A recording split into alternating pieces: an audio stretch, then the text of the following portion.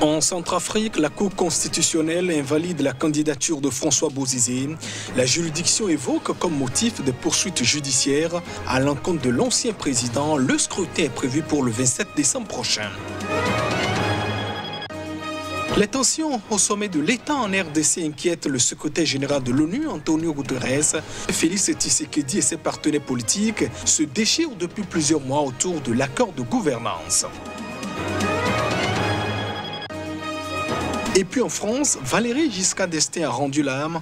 L'ancien président français est décédé des suites du Covid, a-t-on appris ce mercredi.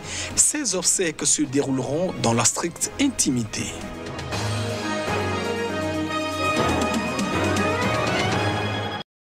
Voilà pour le sommaire de ce journal. Bienvenue dans cette édition.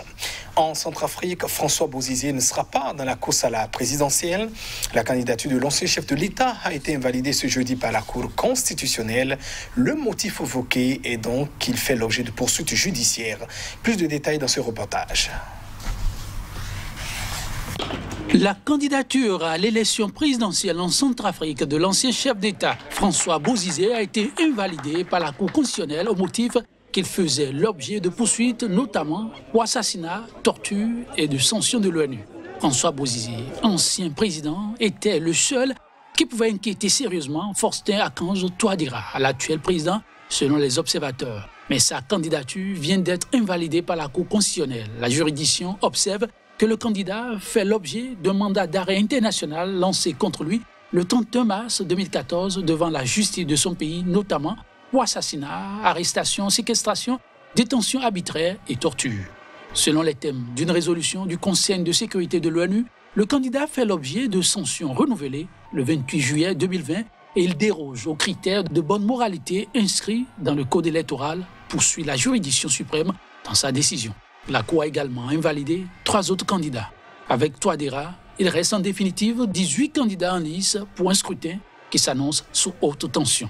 Nombre de Centrafricains, mais aussi d'humanitaires et de diplomates, redoutent que François Bozizé, déjà auteur de plusieurs tentatives de putsch depuis près de 40 ans et arrivé au pouvoir par un coup d'État en 2003, ne tente de reprendre le pouvoir par la force. Le premier tour des élections présidentielles et législatives est prévu pour le 27 décembre prochain. Et en bref, et en image au Cameroun, de premières élections régionales doivent donc avoir lieu à la fin de la semaine, notamment pour donner plus d'autonomie aux régions anglophones. Ces élections étaient une promesse issue de grands débats nationaux qui a donc lieu il y a un an dans le pays. Prévu par la Constitution de 1996, ces premières élections régionales n'avaient jamais été organisées.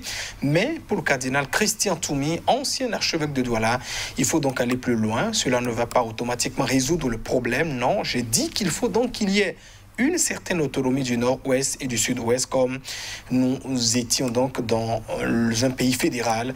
C'est une période dans notre pays où l'on n'a eu aucun problème, a-t-il notamment martelé.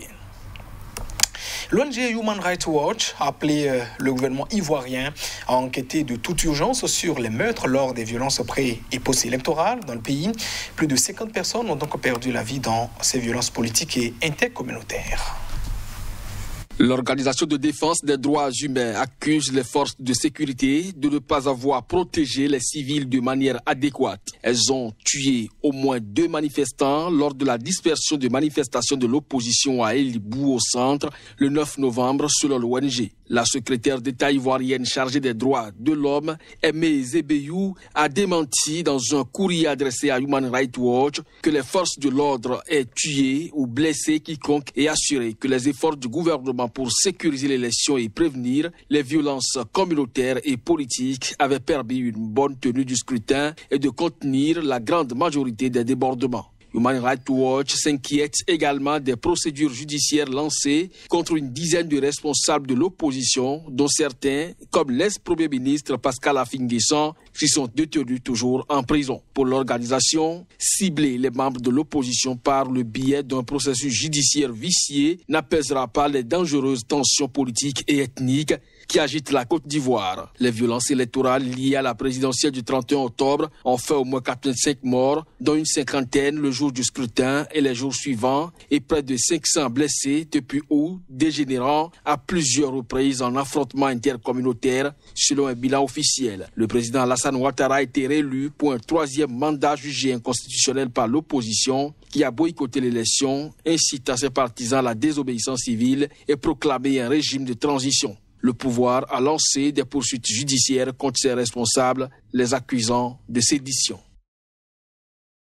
En République démocratique du Congo, le secrétaire général des Nations Unies, Antonio Guterres, s'est dit préoccupé par les tensions au sommet de la coalition au pouvoir. L'armée et la police ont réitéré devant le chef de l'État leur serment de rester apolitique et républicaine. Le secrétaire général des Nations Unies craint que les tensions politiques au sein de la coalition au pouvoir en RD Congo ne sapent la fragile stabilité politique, inverser les progrès réalisés depuis les élections de 2018 et le transfert pacifique du pouvoir qui en résulte. Dans un rapport remis lundi au Conseil de sécurité, Guterres a appelé toutes les parties prenantes à résoudre leurs différends par le dialogue conformément à la Constitution. Proclamé vainqueur des élections, le président Félix Tshisekedi a été investi en janvier 2019 après un accord de coalition avec son prédécesseur Joseph Kabila Kabange qui a gardé le contrôle du Parlement. Cet accord secret a permis la première transition pacifique du pouvoir d'un président à l'autre dans l'histoire du Congo. Mais les tensions se sont multipliées au sein de la coalition en moins de 2 ans. Le président Tshisekedi a lancé le 2 novembre des consultations politiques qui ont pris fin mercredi. Objectif, selon le chef de l'État, l'union sacrée de la nation. Les dirigeants du parti, l'UDPS, estiment qu'il doit tourner la page de la coalition, donc rompre avec l'accord secret signé avec son prédécesseur, Joseph Kabila, en janvier 2019. C'est dans ce contexte de crise et d'attente que le président a reçu mardi soir, pendant près de 4 heures, une centaine de hauts responsables de l'appareil sécuritaire, officiers de l'état-major de l'armée et de la police, a indiqué la presse présidentielle dans un communiqué mercredi. Le Mozambique et la Tanzanie se donnent la main pour contrer les velléités des groupes djihadistes dans la province nord-est de Cabo Delgado. Les deux pays touchés par les attaques terroristes ont donc aussi un accord de coopération. Au Mozambique, un groupe djihadiste sème la terreur dans la province de Cabo Delgado. La Tanzanie frontalière n'est pas aussi épargnée. De part et d'autre de la frontière, des efforts sont faits pour venir à bout du fléau. Mais les deux pays veulent désormais mutualiser leurs efforts. Leurs chefs de police se sont rencontrés à cet effet dans la localité de Mtwara, en Tanzanie. Je tiens vraiment à le remercier d'avoir accepté de venir ici pour que nous puissions discuter ensemble de notre collaboration dans la lutte contre ce groupe terroriste. Les Tanzaniens veulent des mesures concrètes pour mettre un terme à cette tuerie brutale. Je demande aux Tanzaniens de rester calmes et de coopérer avec la police en fournissant des informations potentielles alors que nous unissons nos forces pour lutter contre ces criminels.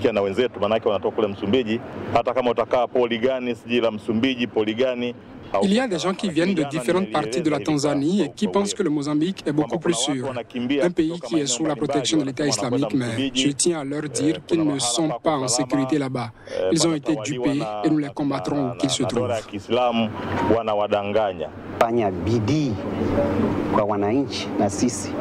Nous ferons de notre mieux dans le cadre du partenariat avec nos homologues des forces de police tanzaniennes pour nous assurer que nous sommes en mesure d'en finir avec les terroristes qui ont mis le feu à 175 maisons et tué de nombreuses personnes.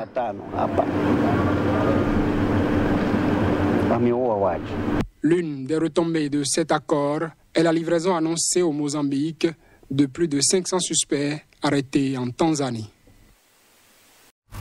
Le Maroc va lancer une campagne nationale de vaccination contre la pandémie de Covid-19 qui s'étalera sur 3 mois et va donc viser environ 80% de la population.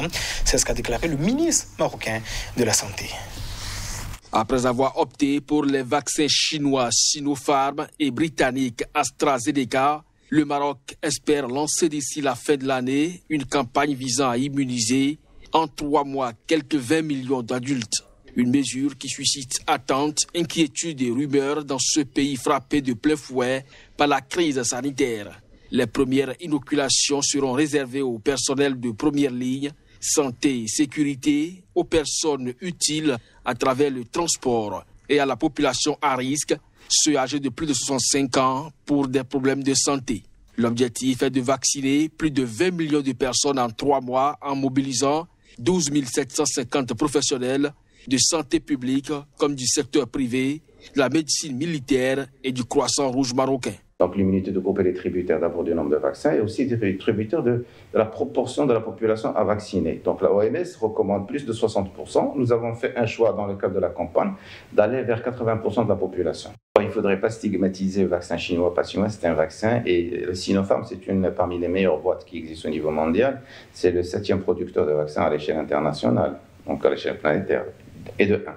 Et de 2, le vaccin que nous avons choisi, c'est un vaccin qui a virus inactivé. C'est l'une des méthodes les plus conventionnelles et les plus sûres, les plus safe. C'est comme le vaccin de la grippe, le vaccin de la polio, le vaccin de la diphtérie. C'est des vaccins à virus inactivés qui ont fait leur preuve depuis des années et des années.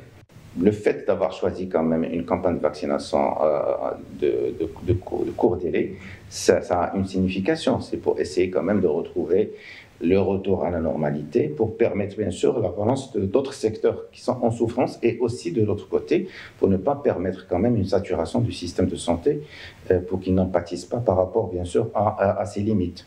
Selon les derniers chiffres officiels, la pandémie de Covid-19 ne faiblit pas dans le royaume avec plus de 5 000 nouveaux cas quotidiens pour un total de 359 844 contaminations, dont 5 915 décès et 31 193 guérisons.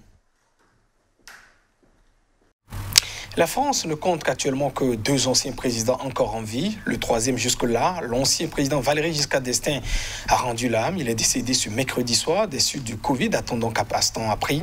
Ses obsèques se dérouleront dans la stricte intimité familiale, a donc précisé un communiqué. Plus jeune président de la Ve République, lors de son élection en 1974, le centriste Valéry Giscard d'Estaing avait été hospitalisé à plusieurs reprises ces derniers mois pour des problèmes cardiaques. Pendant son mandat jusqu'en 1981, il a eu une action modernisatrice sur le pays, promulguant d'importantes réformes de société comme l'autorisation de l'interruption volontaire de grossesse, IVG, ou l'abaissement du droit de vote à 18 ans. Il fut aussi le premier président non-gaulliste de la Ve République après l'emblématique général de Gaulle et son héritier politique Georges Pompidou. Dans ses mémoires, Le pouvoir et la vie, Valéry Giscard d'Estaing affirme que les 2 personnages de la vie politique nationale et internationale qui lui ont fait la plus grande impression sont Charles de Gaulle et Jean Monnet, l'un des pères fondateurs de l'Europe. Il n'avait effectué qu'un seul mandat, battu par le socialiste François Mitterrand en 1981.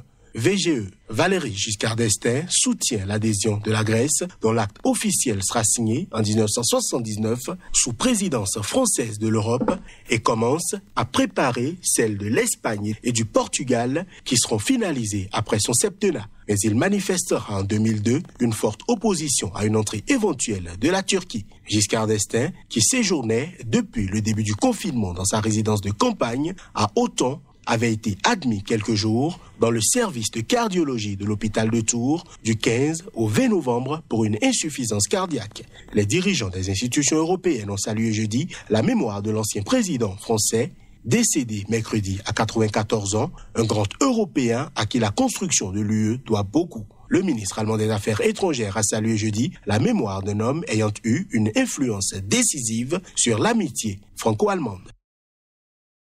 Madame, Monsieur, ainsi se referme cette édition. Merci de votre attention. Au revoir.